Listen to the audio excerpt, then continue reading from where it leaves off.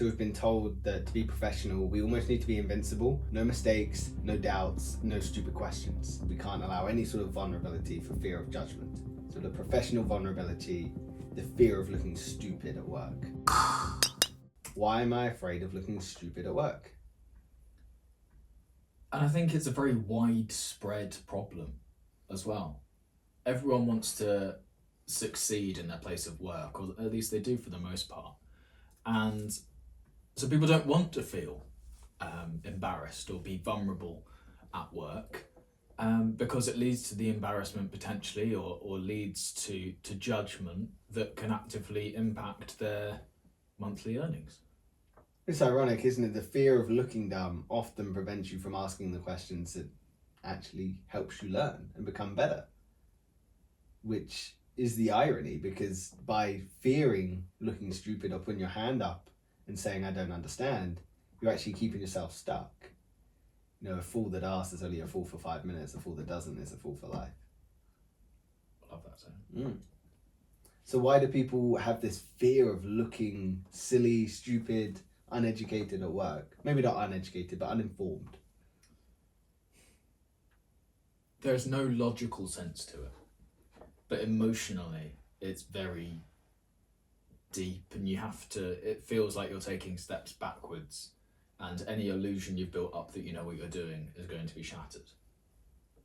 Maybe that's the imposter syndrome.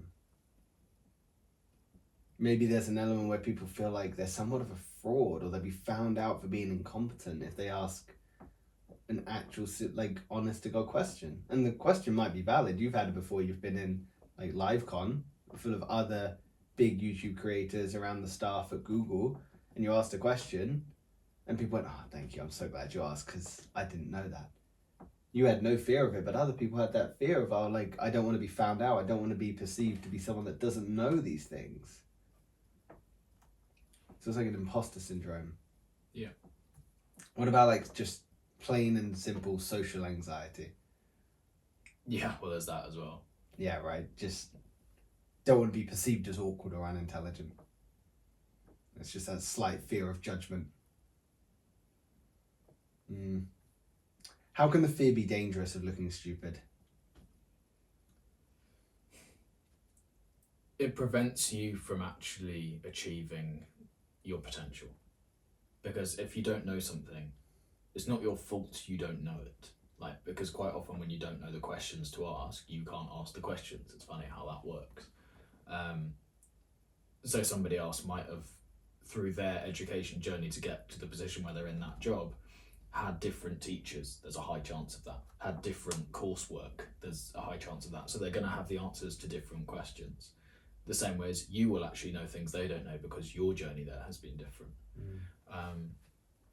I think this is where the mindset of team really has to come in, because from a company perspective, you want to have your team enhanced by everyone's different opinions and experiences. On an individual level, everyone's self-conscious about helping each other because they don't want to be seen as overstepping or asking something that makes them feel vulnerable, because it can, cause that judgment. And actually, all the business wants is for the team to succeed. You thrive if you're a team working together, because you'll have strengths I don't and vice versa, and you can employ them so differently and help overcome different obstacles. So this fear of looking somewhat vulnerable or maybe weak or even dumb is almost misguided, because if you don't know something, you don't know something. That's okay. You're not expected to know everything in every facet of life, especially at work. It's a case of you ask, you learn, you could pull on your team, and they'll help support you, and vice versa. So you've got to almost remove your ego, haven't you, when it comes to this? Put your ego aside, shift the narrative of what could possibly go wrong to, what could go right when I ask this question. I mean, couldn't be anything worse than not asking the question and then them coming to you being like, you didn't do this job because the outcome was wrong. But I didn't understand. But why didn't you say? Yeah, we asked you to have a look at the ACPX first. Why didn't you look at the ACPX? What's the ACPX? We had a whole meeting on that. You didn't know what it meant. It's the amphetamine child. Careful. Xerox. ACPX. Oh, yeah. Perception, Xerox. Amphetamine, child, Xerox. Perception. I don't know. It's a dangerous thing appearing to look or being fearful of looking stupid because it will reduce your impact. You know, because you're not comfortable in stepping into that light and having a bit of spotlight put on you for being honest and authentic, you're going to reduce your visibility. You're unlikely to get called on when people need help because you're unwilling to be seen as someone that's happy to learn.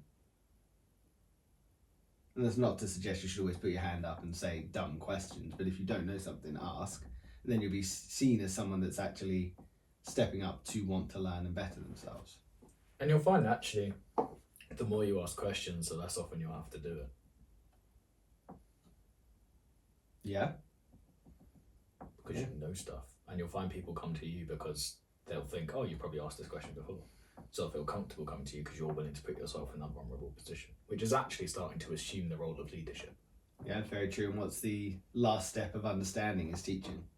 If you can teach something to someone, you likely understand it. If you can't explain something to a 5-year-old, you don't understand it well enough. It's something I always try and live my life by. If I'm trying to explain something to someone, if I can't explain it to a 5-year-old, I don't know it well enough. So I need to continue learning to the point where I can. There's so many 5-year-olds have taught about the basics of nutrition. They don't want to listen. Another way to look at that is, I have a really good understanding of nutrition up to the levels of age 5. Yes, eat crayons. Only the green crayons. And Play-Doh for dessert. No, it's full of sugar. Is it? I found out the hard way. Ways to shift perspectives. Admit mistakes early. So this is something again where the ego gets attached. If you own a mistake or a slip up with a bit of humor, a bit of honesty, a bit of integrity, it takes the power away from the mistake and it shows confidence. It's better to own up and claim that you've made a mistake than to be found out. And people will view you with such high levels of integrity if you do that. It's a great framing for a lot of things. You're in sales. One of the things I've learned about sales, from a theoretical perspective, not from a point of Actually selling. practice, Yes. is the idea of acknowledging the flaw first, and then your but statement finishes with the positive. You sort of acknowledge the shortcomings and then say, but it will actually work. Like, this isn't the most efficient course out, or this isn't the quickest course out there. However, it actually works. And it's far more powerful than you go, this course actually works. It's not the quickest. It shows honesty, doesn't it? Yeah. It shows this humility, like this lack of ego to be able to just show honestly, well, this is what it is. And I'm happy to admit it, but I also understand that I can get better at it. So help me get better at it. Yeah. Do you think a lot of people are afraid of looking stupid at work? Do you think that's a common problem? Because that was the most searched phrase when I was doing this research. Yeah, I think so. I think it's a widespread issue. Maybe a part of it as well is, I don't want to look stupid at work because I don't really care about work, it just pays the bills. I think that could be common. People just they're not invested in their career or what they're actually doing, or they don't see the meaning behind the work they do, so they just don't care that much. Yeah, as long as the money arrives in the bank at the end of the month. Yeah, I think you're probably right. I reckon there's a lot of people there, which honestly, I don't see too much issue with that as long as you're still showing up and working hard. You don't have to be super aligned with the business that you're working for. I think you'd be a lot more fulfilled if you are. And I think you should always strive to be most aligned with, because think you're spending 40 hours a week there. That's a lot of your time. If you're not aligned with it, it's probably going to be quite hard. So I think you should always aim for that. But if you're not, as long as you're still showing that you can give hard work, then I think that's okay. You might disagree. I disagree. Tell me. It's important that when you work somewhere, you're always doing the best version that you can of the thing. I think by default, your job description is a set of minimums, not a set of maximums. So you want to be outperforming your job description. Your job description should be seen as the minimum threshold of continuing to keep your job, which it is, but it's also definitely not the maximum and all you need to do. I would agree with that as well. I think the two can simultaneously exist. You're not going to be motivated to ask the questions about something that you seem as trivial, that you think is trivial. No, agreed. But I also think that people can still show up and work hard, even if they don't, even if they think things are trivial. Maybe. I think the issue we both take with people that maybe are uninspired by their work is they then don't work hard, and they let adversity get them down. They let minor inconveniences ruin their day. They take their negative mood out on other people or the customers in which they engage with. Yeah. That's where I think we both see an issue. Yeah, I mean, if you're doing that, you're just a worthless person. I thought you were going to say waste of space. You That switched as it well. up. Yeah. I'm impressed. You're widening your vocabulary for these people you don't like. It's called growth. I'm so proud of you. Okay, so the follow-up question to why I'm afraid of looking stupid is, why do I pretend to understand things I don't? Again, it's the fear, isn't it? It's the fear of looking silly, looking foolish. And also wanting to maintain the facade of somebody that is worth being in the position they're in. So you've got two things there. One is the fear of judgment. You know, admitting something that you're slightly ignorant around will make you look stupid or inadequate in front of others. You know, that's the first one. It's the fear of judgment.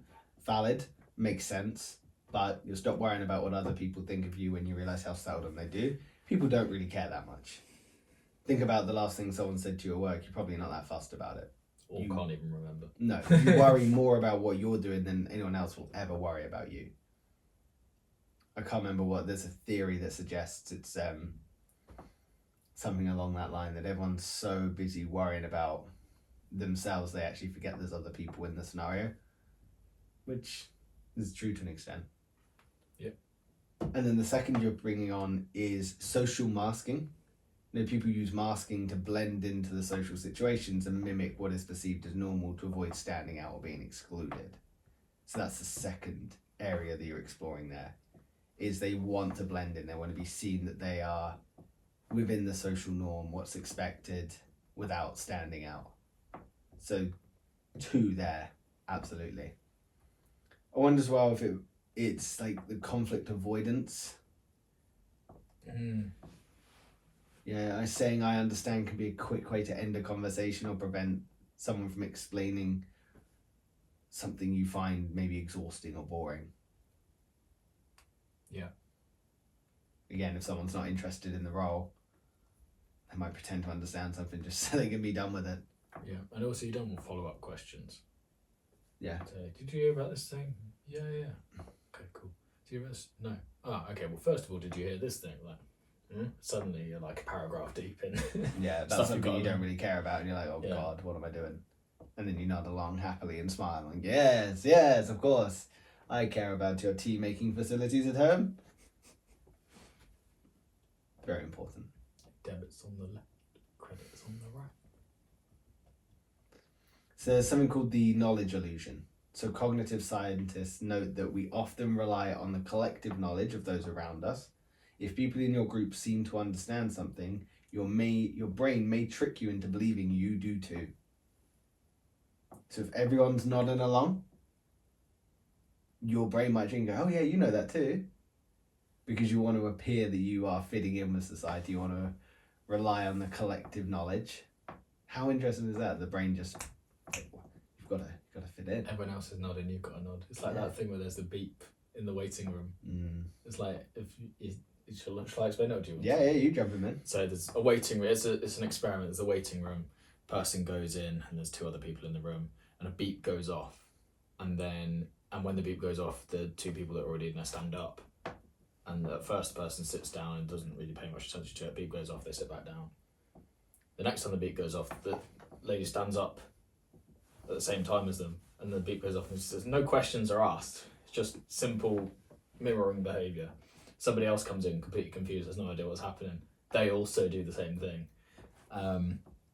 We copy other people and their behaviours to try and fit in or seem like we know what's going on as well. Yeah, because if that's the norm that's happening in that room, then I must fit in. I can't stand out, I can't not do it. There's obviously a reason they're doing it. It's just all these sudden biases that stop you from thinking for yourself rather than having the autonomy of thought. We should go to a doctor's surgery, sit in different places in the waiting room, and on the minute, every minute, we stand up or sit down. Because See if it's we- doctor's surgery, people come and go quite quickly. Yeah, it's a Actually, doctor's no, they surgery. don't. Yeah, People, they'll be people there for come and ages. don't leave. They'll be there for ages. Yeah. Okay.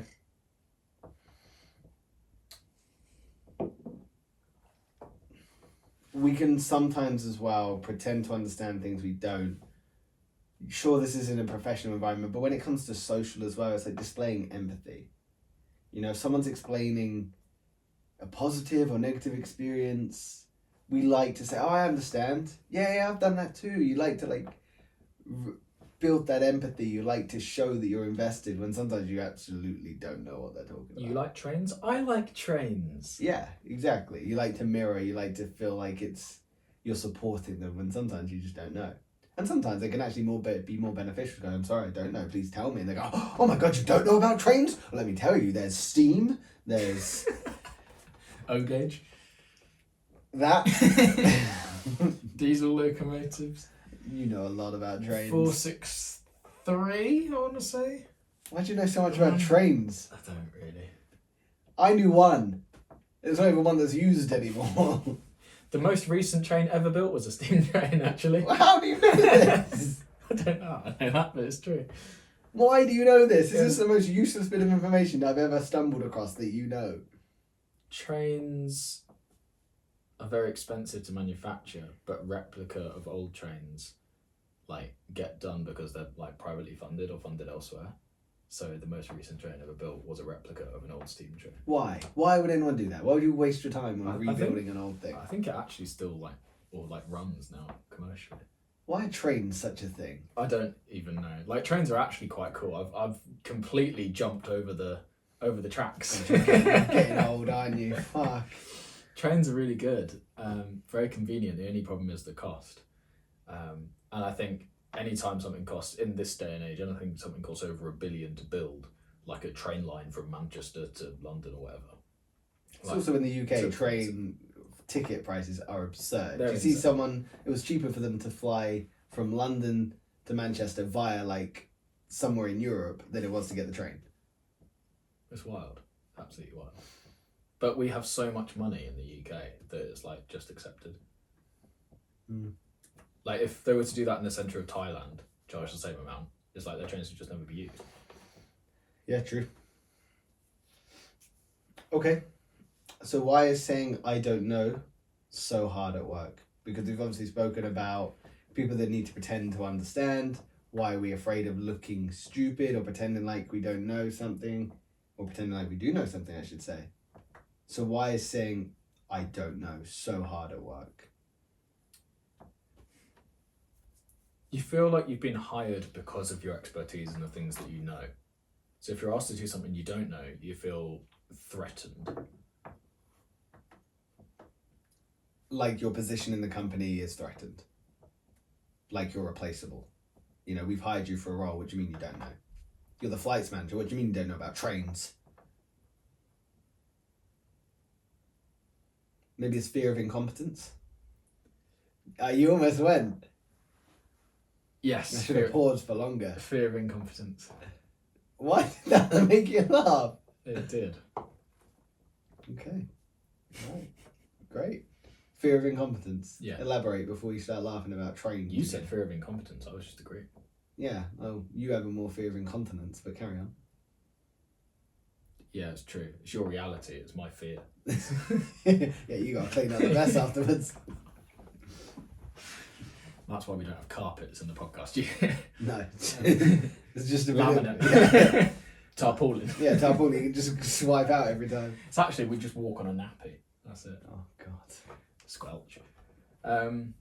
Fear of incompetence. Yes. So your job role says that you've got to do a certain thing. You've been hired. You passed the interview things. You knew the questions. You said the things you needed to say to get put in that position. You've been working there 6 months. You have a good fundamental understanding of the business. You relatively know the industry. Things are all going well. there's a new technology that comes out that's going to optimize part of what you're doing in your job, and you don't know what that piece of technology is. You haven't been exposed to it before. It's at the cutting edge, and your company wants to start using that system instead of the old system. Well, then you're far more likely to not know what's going on and need to ask somebody. But if you don't know that, you feel like they're just going to replace you with somebody else that's younger, fitter, better looking, who has recently come out of university, that knows all the modern tools, that know exactly how to use it and implement it and replace you. Why was the fitter and better looking in there? Because if you're younger, well, unless you're like a 40 to 55-year-old woman, younger people are better looking. In your mind. It's just fact. Okay. So yeah, fear of incompetence. You want to appear like you know everything. Well, not that you know everything, but you've been hired for a role and you want to feel like you know everything within that role. Sure. There's also an element to be suggested that if you were in a workplace culture that punishes mistakes or punishes I don't knows, Grumpy middle management. Yeah, you're not going to say I don't know. You're not going to want to admit anything that you don't know, because that is going to be some degree of a vulnerability. And I know we always say in this podcast that vulnerability is great, but when you're being actively punished at work for it, no kinder. No bueno. I almost got you twice today. I don't know what you're talking about. I have. God, I'm doing well. Okay. It's not as funny as you correcting yourself by saying something that was also gibberish. Yeah, I went to say podcast and then went podcast or something, yeah.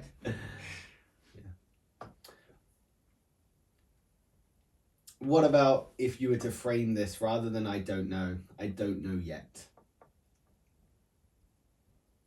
Yeah, I mean, even phrasing the question like that, if you were to ask it, like, oh, I haven't heard of that yet. It's like that yet changes everything. It's like I was always going to learn it. It suggests a growth mindset. And you've brought this to my attention, and thank you for bringing it to me now, because I can now do something about it. Yeah, so it's a reframing, isn't it? So rather than I don't know, which that's quite dismissive, quite closed. Yeah. Whereas I don't know yet implies openness, it implies willingness to learn, wants to grow and understand, suggesting that you will find the answer as well. If I don't know yet implies, but I'll get back to you. I don't know, but I'll get back to you. Don't have the answer right now, but I will. The problem is so many people use that as a reason to not do anything. So people have their guard up when you say that. So don't be one of those people. Follow through. But that's a good principle anyway, isn't it? It's like, keep your word. Keep your word, follow through, make promises and keep them. Yeah, how to become a trustworthy person at work. Keep your promises. Not that hard. Bring in the donuts on Fridays. Yeah, and everyone loves the person that brings in snacks. Don't make more than 2 coffee runs per day. Otherwise you're seen as getting out of work by doing the coffee runs. If you only do 1, it's like, oh, just the bare minimum. If you do 2 coffee runs, perfect. How many coffee runs should be done per day? Well, it's whenever somebody when I worked in the corporate world before I was banished, we had the outsourcing team, and whenever somebody got up to get a cup of tea, like the rule is that you offer everybody else that sat there. So you might end up making 8 teas. Oh yeah, see, we didn't really have that rule in our office. It was modern scum. It was nice if you wanted to, but you did run the risk of 20 people saying yes, and you're like, I regret asking. Yeah, I would always get me back to the grumpy customers. Yeah, I would always stand up and go, anyone want a coffee? No, great, and just walk off. Because I've asked, no one answered quick enough, so I'm done. See ya. Yeah, very good social skills. I have the best socials. And then once I'd offered everybody, and they'd all said yes, it's like they're all very appreciative of having their tea or their coffee, and that's great. And then, but if you were to, because I've drink my drinks quite quickly, as you probably have seen. He says with a full glass of water. Yes, but I've finished my tea. You haven't even finished. Oh no, I only have half a tea. You had a tea the other day, you didn't finish. You had a tea this morning, you didn't. I'm not a full finisher. Okay. I'm only a half finisher. So that I'd finish my tea and then I'd immediately need another one. So my goal was almost like to finish the tea straight away, get up and then offer everyone. And then obviously they still haven't even started their boiling hot thing of water, but to me it was like, just get it down my throat. And then I could go and make... You got that, anyone want a tea? And then burning your throat. Anyone want a tea? And then I go make another one and bring it back. But if you do like 3 or 4 big coffee runs in a day, it's like, that's a problem. Because everyone's like, oh, well, he hasn't done it. What do you mean you're having another drink? You know, people start judging you just for liquid consumption. Okay. I don't know how we went on a tea tangent.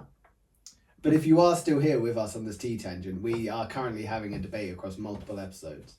What's the best brand of English breakfast tea? It's Tetley. It's Yorkshire. It's Tetley. Okay, that's fine. Like, let us know in the comments. Yorkshire tea isn't actually... actually, I could be wrong here. Tofu is quite a strong bag. You mean Thai? Is it tofu? I thought it was Thai food. I don't know, I can't pronounce words. Okay. That's a strong So tea. I've heard, yeah. Tetley is like the right balance between strength and potency of tea. Mm-hmm. Yorkshire, I believe, is quite a strong bag as well. Hearty. But it has a horrible aftertaste for the cultured tea drinker. You call yourself what you want to. Reframings of I don't know. What I know is, so you inform them of what you do know. I don't know how I feel about that, but I think it's got some relevancy. Someone goes, oh, like, what do you know about this? Rather than go, oh, I don't know. You go, well, I do know this. Like, what are you looking for? You can help demonstrate some degree of expertise. You can also minimise what they've said as if it's not a problem. For example, if somebody says, hey, have you heard about the AXCP? And you go back to them and say, you're still worrying about the AXCP? Like, what you really need to be worried about is this. The ACXP. ACPX, sorry, is what you said. First time around. I was talking about a different acronym. Okay. Okay. See, you did it there. You know, you're like, you don't need to worry about that. You need to worry about this. It's like you redirect, misdirection, like a magician. Sleight of hand them. Avoidance. Yeah. Also, just acknowledge like the different sources. Like, so if no, never mind. If somebody comes up to you and says, can you work on this? So you know what this is. You just say, well, you're a dumb blonde. I'm going to focus on the work that's important. They'll leave you alone for a little bit. Is this why you were let go of in the corporate world? No. I was a little submissive bitch when I was in the corporate world. Still are, mate. No, I'm a man now. Okay.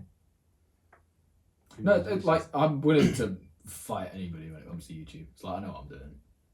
So why do meetings make me anxious?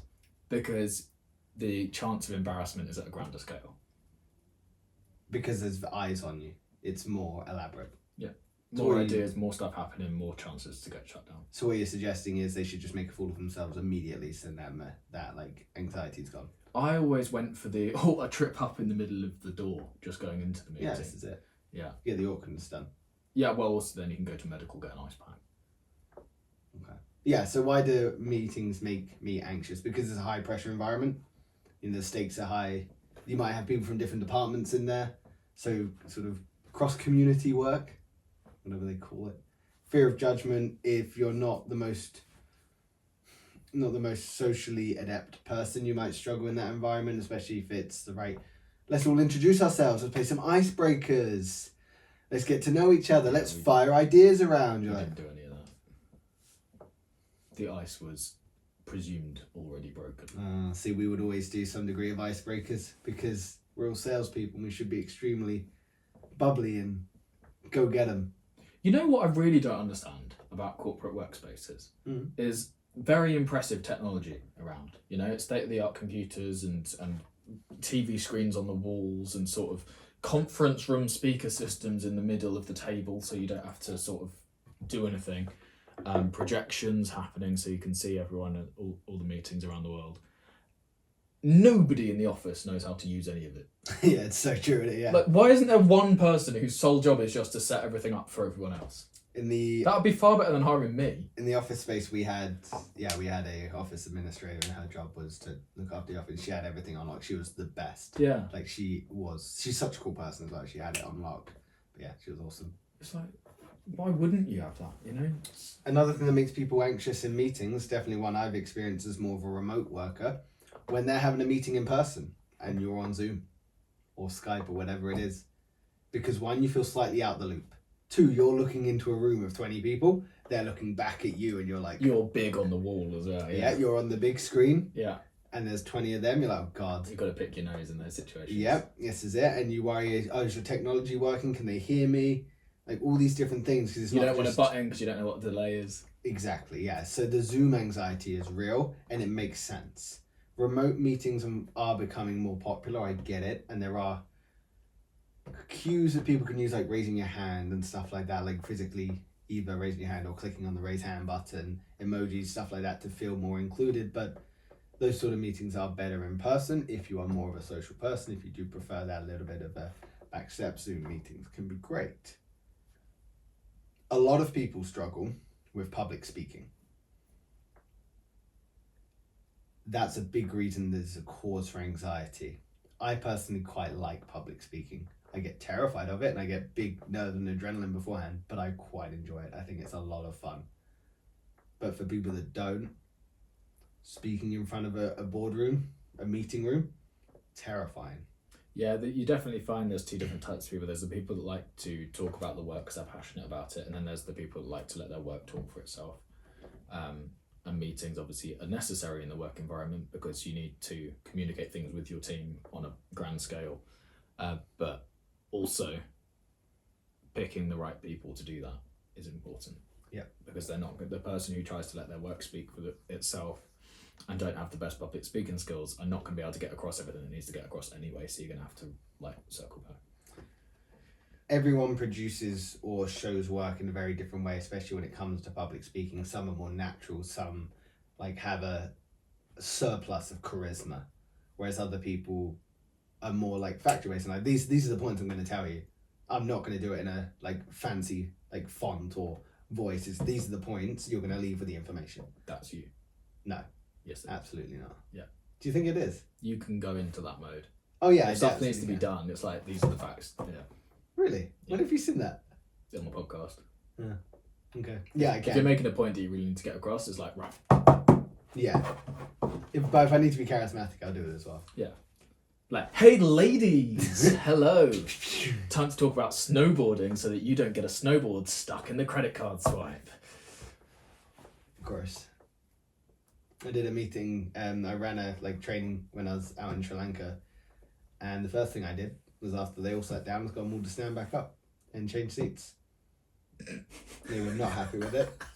Everyone laughed. It broke the ice because everyone sits in their comfortable place. Everyone gets so comfortable immediately. Yeah. Sit with the people they want to sit next to. Go in the same places. The people at the back probably aren't going to pay any attention. People at the front are probably too keen. Who's this white boy speaking? So I was right, everyone stand up, pick up your stuff, and change places with somebody you haven't met before. And they're like, what? I was like, yeah, I'll wait. And they all did it. It was great. That's controlling a room, that is. Yeah, it shows that you've got confidence in that room. Were you nervous to say that in the first place? No? I was, yeah, but I don't mind public speaking. I quite like it. So you've just got to have little things to help you feel more in control when you're public speaking. When you're in a meeting, little things to make you feel confident. What words can you get across? Do you have points to get across? Don't be afraid to look people in the eyes. It builds the trust for it. Have cues Yeah. to remind you of what to say. Don't go unprepared. Exactly. Yeah.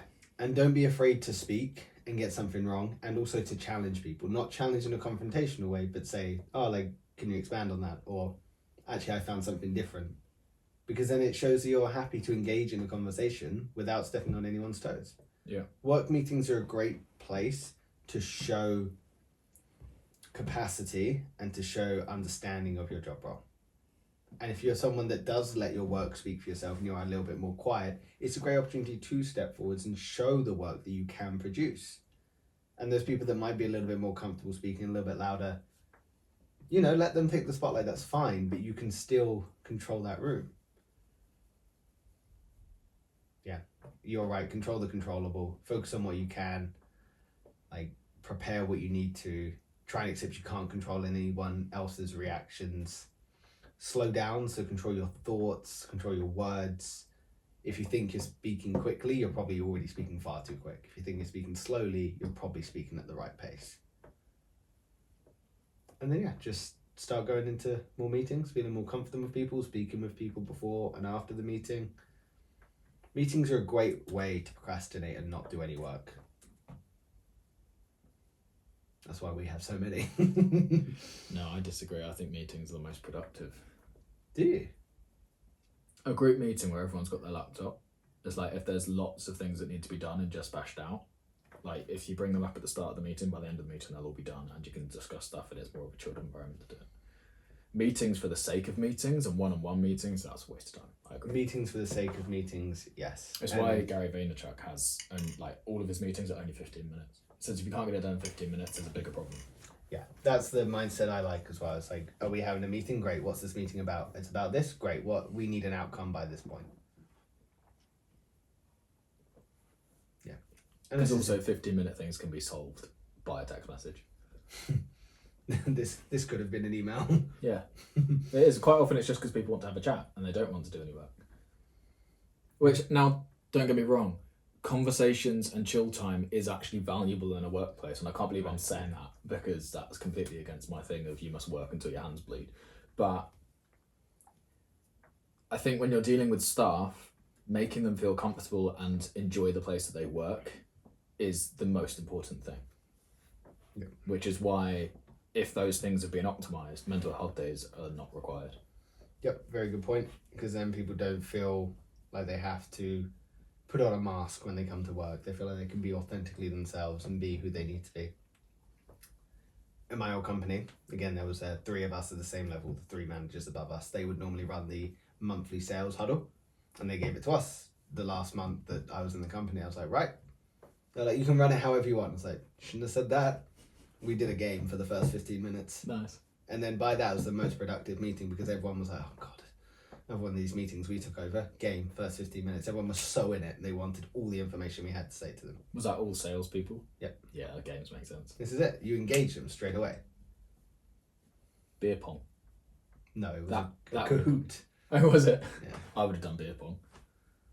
With a sales team of 25 people. Yes, absolutely. Do a tournament. They're all sales. They're all competitive people. Yeah, true. It's like you've got to have something that gets them sloshed and have something that drives up their competitive nature. And then it's like, right, we need to hit some really difficult target. Everyone's like, yeah, because they've just won or lost the things they want to get revenge. You know, it's like brilliant. So a lot of things that kind of culminate into this last question. Obviously, we've looked at looking stupid at work, trying to understand things you don't, saying I don't know, work meetings. The question people will ask then, is fear holding back their career? It's a good question to ask. And the thing is, there's not an answer that anyone on the internet can give you. The answer is yes. That's the go-to. Like, if you think fear is a problem in your career, it probably is. But it's also only something that you can fix and actually really know the answer to. Because you can be scared of saying something in your career, but if that doesn't stop you from saying it, it doesn't matter that you're scared because the outcome's the same. If you're fearful in approaching your boss, maybe you need to do the same job but sidestep into another company. Like, you know, the work environment makes or breaks the employees. So I suppose there's signs you could look for if fear was holding you back. Like if you procrastinate. Yeah, crying in the car on the way to work. Subtle cue. Yeah. The subtleties, people. It's the subtleties. You have a breakdown every day in the car. Yeah, nice. On the way home, too. Yeah. At lunch. Yeah. Procrastination. If you're putting off maybe having that difficult conversation with your manager, putting your name forwards, applying for other jobs, you're likely allowing your fear to hold you back because you're procrastinating. You're not doing the thing. You know, actually putting a CV in for a job application is doing the thing. Having a career-defining conversation with your manager is doing the thing. Twiddling your thumbs, playing with a fidget spinner is not doing the thing. If you feel like you're stagnating in your comfort zone, you know, does the job challenge you? Does it satisfy you? If none of those things are true, maybe you're letting yourself just stagnate, get a bit stinky in that comfort zone. Maybe. Yep. If you've got a fear of risk, so that one I think is more obvious. You know, if you're just genuinely someone that is a bit fearful of taking risks, that fear could be holding you back, not just career-wise, but maybe across multi areas in your life. I think a really good employee that's scared of risk is held back by their fear of risk. Because if they were more open to risk, they would be self-employed and be killing it. A bad employee that's afraid of risk makes a semi-okay employee because they're not going to be searching elsewhere for jobs. An employee that is average at their job, that is scared of risk, is also a good employee. An employee that is average at their job, that embraces risk, would probably do mediocre to okay self-employed. You want to have some degree of leaning into risk, don't you, when it comes to being employed or self-employed? You want to, well, definitely self-employed. Everything in employed as life well. is a risk. So the more comfortable you can get with risk and making it Sort of, a part of your life, then... Well, risk game is a pay-to-play game, isn't it? Sorry? Life is a pay-to-play game. Is it? You can't just get by without making any risks. Yes, it's true. And the bigger the risk, the higher the payoff. But the Bigger the fall. the bigger the fall, of course. So it's about taking those calculated risks and sometimes taking a big risk. Quitting your job, going to another one. Leaving your job to go traveling. Changing country. Going self-employed. Taking a career break to go back to school, to go back to work. There are some big risks that some people might need to take, but life is a pay-to-play game. You can't just not take risks. It's true. I'd really love to go and work at a marketing firm. Yeah? I think I'd really enjoy it. There's one in Eastbourne. My friend's girlfriend works there. PRG. No.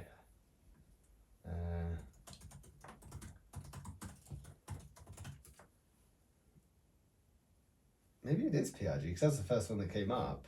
Also, we're just revealing where it is that we... No, Fountain Digital. Oh, right.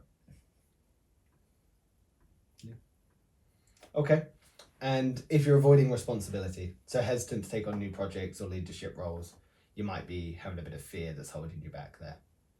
You know, don't be afraid to step into that limelight, even if that doesn't naturally suit you. And to take on new projects or step into leadership roles also mean you don't have to be in the limelight.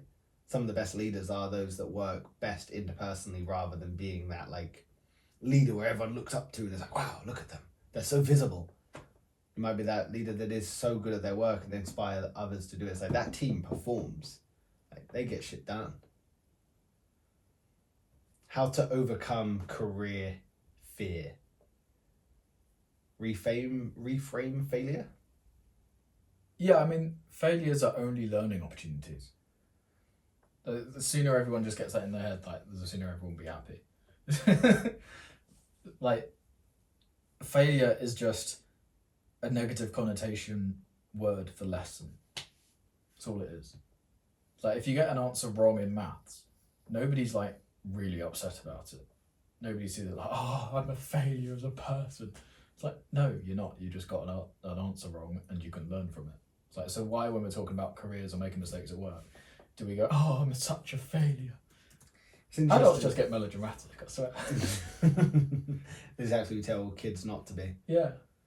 Reframing risk as experiment has helped me a lot. Mm. You know, when you say I'm taking a risk, you know, it feels big, it feels daunting. Whereas you go, I'm just going to experiment. Just want to see how it goes. It lowers that like expectancy, and also lowers people's judgment on the choice you've made. I'm gonna go, oh God, that's a big change, that's a big risk. Like, no, it's just an experiment. If it doesn't work, it doesn't work.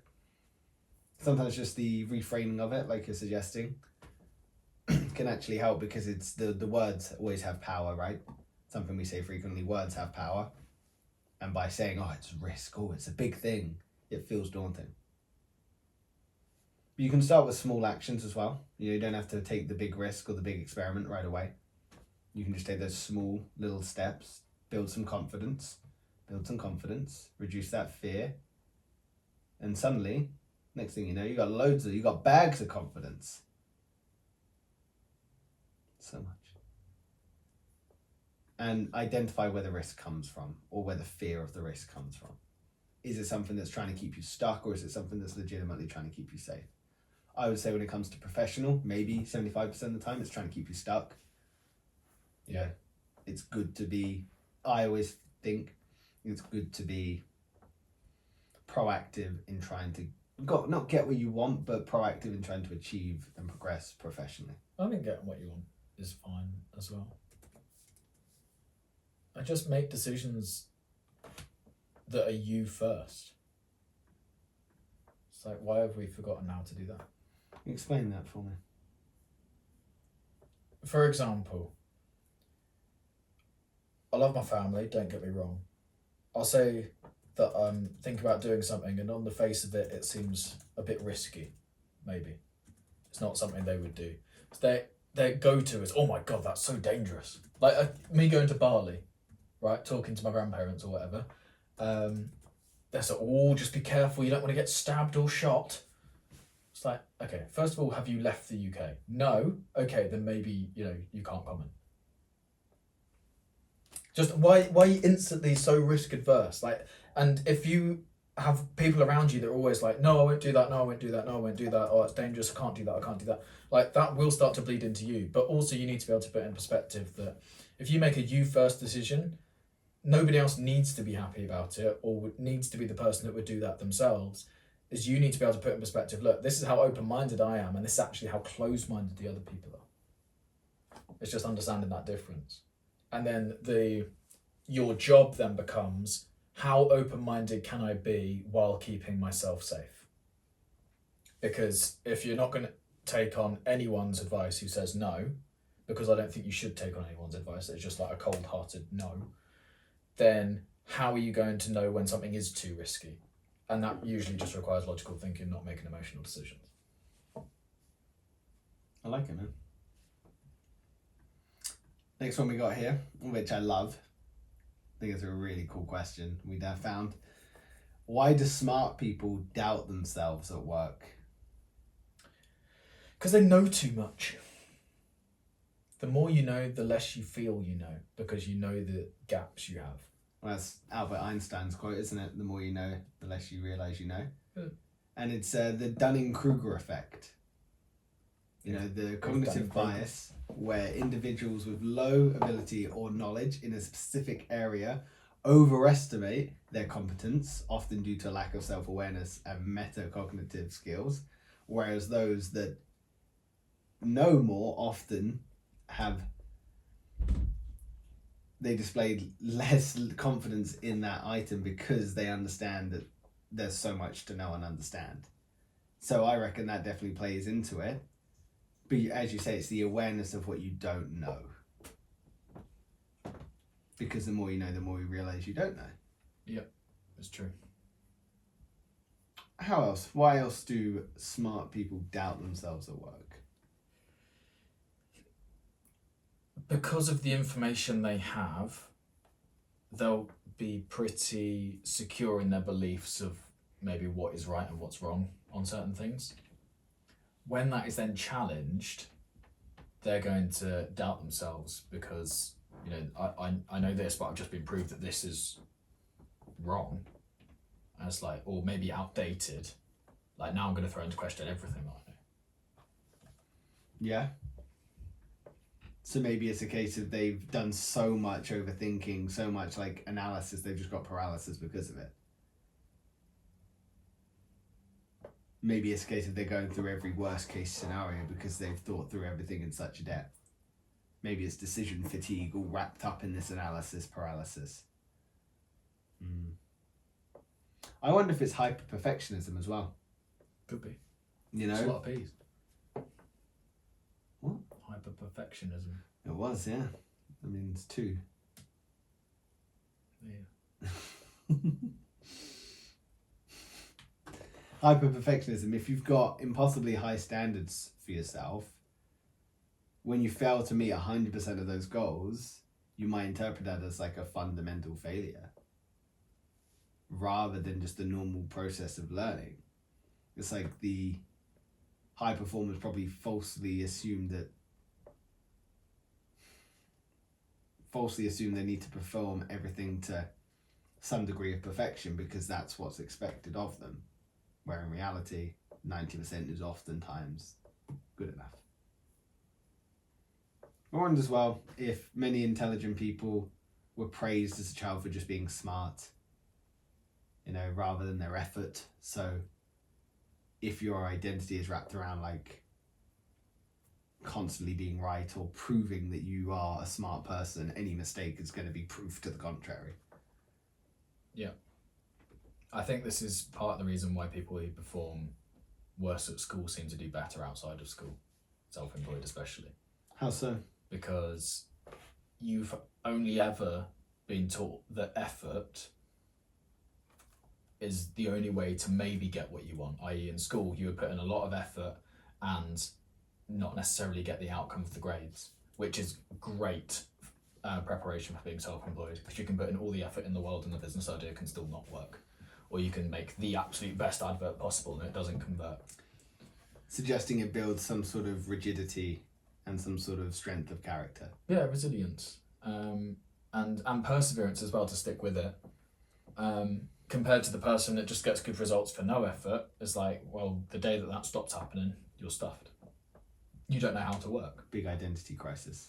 But this has always worked, so why isn't it working now? Yeah. When you go from knowing all the answers instinctively to not, it's like, whoa, what is this? How do I even sit down for hours and study? Yeah, interesting. Yeah, never thought of that. I was never a smart person. There you go. Now Still you're not. self-employed. We haven't made any money yet, mate. I had almost 200,000 views though. Yeah, it doesn't make me self-employed or earning money, does it? Where's that? That's the 200,000 view dance. Is it? Yeah, wait till you get to 400. I don't like either of those dances. First, it's not my fault. You're about to hit it. I'm not. I'm going to make sure we don't hit it so I don't have to do those dances. You did the 100k dance. What was that?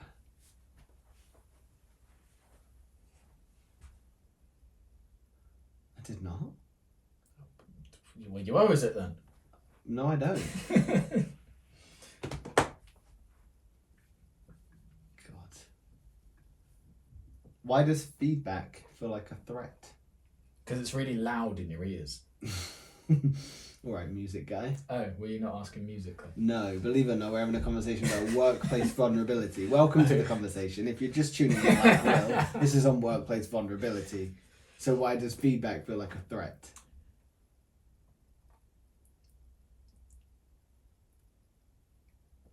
Because it feels like an attack on your character. Ooh, nice. Anything else? I thought you were going to elaborate. I can do. I would like you to. This is how conversations all work. I'm just learning. Learn quicker. Feedback feels like an attack on your character because you're putting probably what should be your best effort forwards, and if you've put everything into something, or at least 90%, so you can actually get it completed, feedback on that feels like they're judging you and attacking you rather than the piece of work, because you put so much of yourself into the work. So there's a strong argument to, if you are going to complete a piece of work for somebody else, is don't attach it to your personal identity. It should be its own separate entity. People take it as a threat though, because they wonder, is it going to make me lose my job? Will others see me as less competent? Does this affect my salary? Like, will I lose control over my work? Like, they just can start to unravel, So rather than feedback just being a gift, which it is, feedback is a gift. It's an opportunity to learn, it's an opportunity to grow. You can have positive feedback as well as negative feedback, but feedback is a gift, not an attack on character, not an attack on identity. It's just an opportunity for you to get better.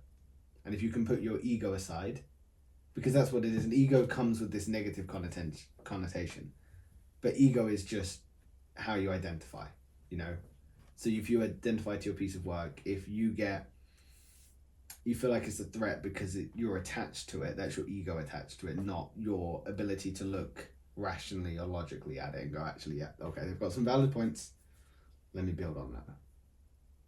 Yeah, I like that. So it's the ego, self-worth idea. Maybe if someone's been positively been fired for any previous feedback or had a negative connotation, a poor boss, poor middle management, as you've always suggested you love to harp on. If you're a middle manager who is grumpy at work, it's like, you're lucky you're not fired. It's like, you're not any better than anyone.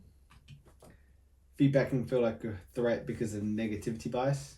You know, our brains are hardwired to pay more attention to criticism than praise. Isn't it? You have to say like 10 positives to outweigh one negative. I think the rule in school is 2 positives. It's a sandwich thing. It's positive, the negative, finish with the positive. But maybe there's a psychological thing that says maybe our brains respond best to 10 to 1. Research indicates that typically 3 to 5 positive experiences outweigh 1. So 3 to 1 or 5 to 1.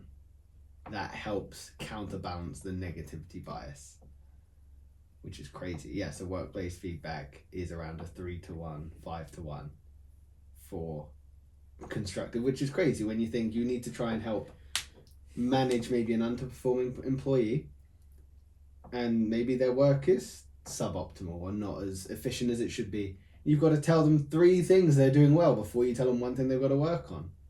That's tough, man. It's really tough for all people involved.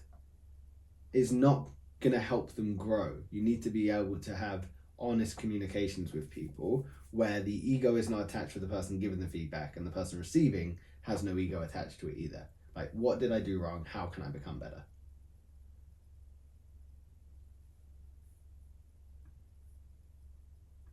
Why do we confuse confidence with competence?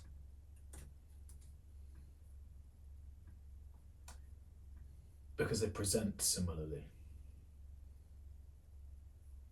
If you are competent, your work is the loud and proud thing. If you're confident, you are loud and proud, but the perception is the other person is on the back foot or surprised by it. We almost trust those that are a bit more confident, don't we? How If someone could- speaks with confidence, How you could you naturally be trust that them. assured of yourself Yeah, if you didn't know what you were doing? this is it. Well, This that's is why it's crazy. easy to run a cult, because you just got to be confident. Yeah, exactly. Like, that's all. No. No, that's not. Join beneath the noise. The cult that cares.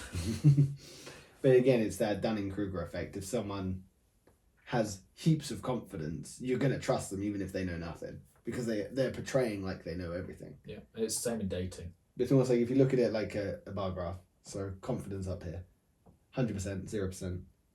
Like knowledge, nothing, expert. It like spikes up here, just like the Mount Stupid. And then it dips down into the Valley of Despair and then goes up to expert. But it's like this area is such a vulnerable place because you're like, I know, but I don't know everything. Whereas here, it's like, I know nothing, so I know everything. Like you say, you pigeonhole on that one bit of information. I don't know why I double-eyed it. Double-handed it. I did. It felt like a double-hand situation. Just used to taking cum shots to the eye.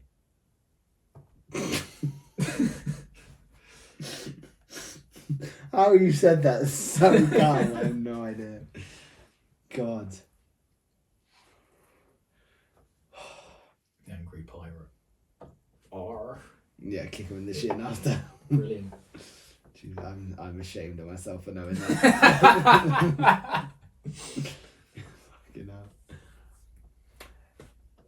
Is it because someone that's charismatic is easy to persuade others to just get on board? You know, it's like cult mindset. But if someone's charismatic, they're likely going to be perceived or more likely to get a promotion because they've just got that way, they've got that silver tongue, they can communicate easier and better with people. Yeah, and people want to help them. Yeah, and confidence is loud and visible and immediate and easy to spot, whereas the competence is often quiet. So it's a difficult discussion to be able to distinguish them, isn't it? So you've got to look at the results, not just the claims or the promises. You know, what are they providing? What is their output? What are they actually bringing to the team? Show me their tangible work. You know, it's really great working in sales. It's like, cool, you can be as confident as you like, but have you hit your target? Oh, you've hit your target? Great, be as confident as you like. You haven't hit your target? Shut up then. Get on the phone, make some phone calls. You know, look at the results. I think it's important to value humility as well. You know, true experts often show intellectual humility. They question their own expertise, and they admit their own limitations. Because they've got a full depth of knowledge, they understand that there's always going to be something new that could keep them like on edge or learning something new. Well, also, I think there's a certain swagger that comes from people who do have sort of proof that they know what they're doing. They don't feel like they gain anything from showing off because they can always step back and say, well, just look at what I've done. That sort of expertise. And then so the humility comes as a natural progression from that, because it's like, yeah, I might not know everything, but I've still been able to do all this. So you don't need to like show off to get your intelligence graded by other people. It's like, it just doesn't matter because you prove that you can do the thing and you know the thing. But unfortunately, confidence often beats competence, but it shouldn't. Competence should beat confidence, because oftentimes confident people will try and talk over other people. They'll try and like fight for the attention, whereas competent people are probably more likely to listen and ask thoughtful questions. Which is how they become competent. No, I'm saying that's what competent people will do. Yeah, which is also how they become competent. Oh yeah, good point. Yeah, sorry. I was not switched on. I think people like to promote and champion confident people because it's a benefit to the company image. If your company is full of quiet, competent people, anyone who wants to spend money with you isn't going to have confidence in you because you aren't able to sing your own praises. You need a few confident people in your business so that you can actually be sort of promoted correctly. Yeah. So they have their place, but you don't want an office that's full of confident people because it would just be a nightmare. Yeah, I like that. So there's a few like things on here that Forbes actually wrote down. So confidence does not correlate with competence. Use doubt to explore. So use where you're doubting yourself to explore what you need to learn. Questions are powerful. That speaks for itself. Know there is rarely, if ever, one right answer or course of action. Divorce yourself from your ideas. Don't try to fake confidence. I think people should fake confidence. Not if it's for the sake of competence. Yeah. But if you need a promotion, you've got to be super confident and sing your praises. Especially if you're naturally more quiet, because they'll be amazed. Yeah, I get the point you're making. I do. What's been your key takeaway? I think employees feeling comfortable in the workplace to ask the questions that would put them in a place of vulnerability is super important, but also so much of that needs to be designed by the owners of the company because it's to do with company culture. If you have a bad company culture, nobody's going to feel confident going to their superior because, you know, they're not going to be treated well for it. So creating a good company culture is important to protecting employees that are going to be asking questions that make them feel vulnerable. Big takeaway. I like it. What's yours? Don't be afraid to look stupid.